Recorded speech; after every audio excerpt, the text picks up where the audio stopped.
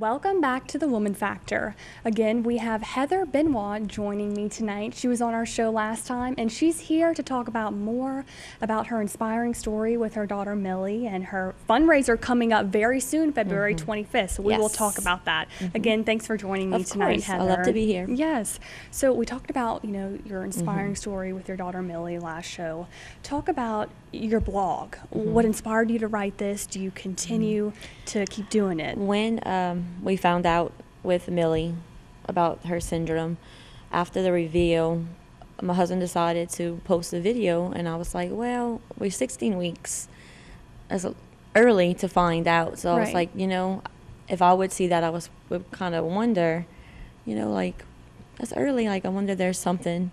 So I was like, I want to bring it to awareness. I want everyone to see our journey. I want it to be brought into light, in a positive light, to show that, yes, it is a scary reality, but we're hopeful in that if we stay with God and our faith, that He's going to steer our path. And that's when I decided to start looking into different blog domains. And of course, I decided with Miracle Millie, because I really believe she was, a miracle.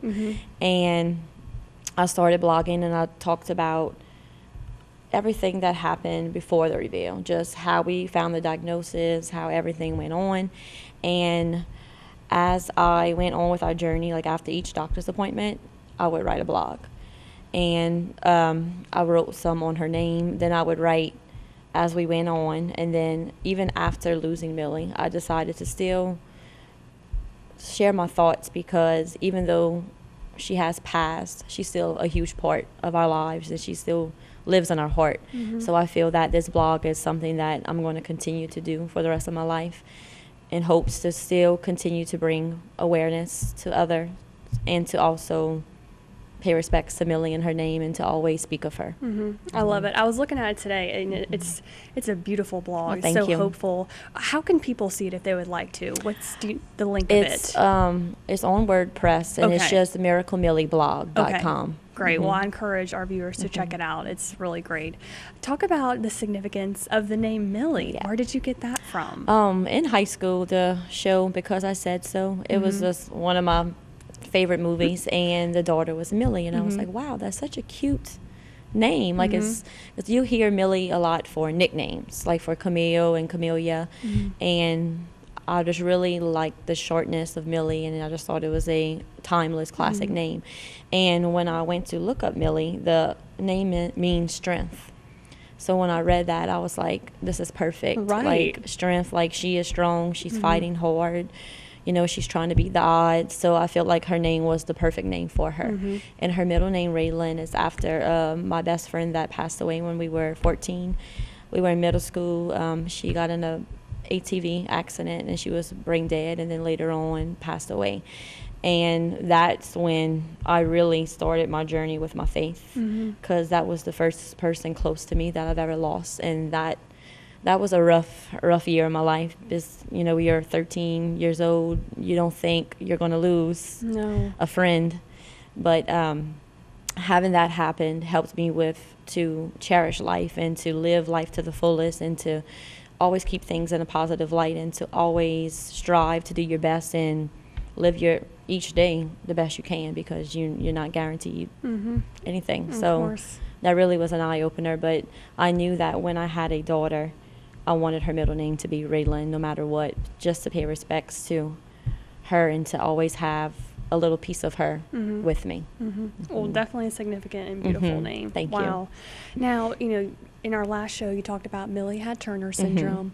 Talk about the significance of the color purple as you're wearing, and the butterfly symbol as well. What those mean? With purple is the national Turner syndrome color. It's just a color that they chose to represent Turner syndrome as a whole.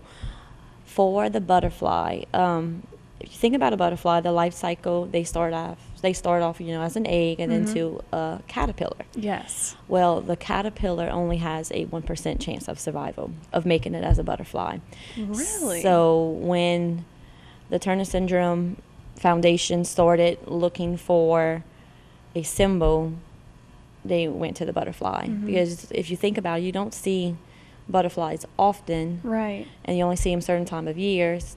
But it's because of that 2% chance of survival that the caterpillar has to become a butterfly.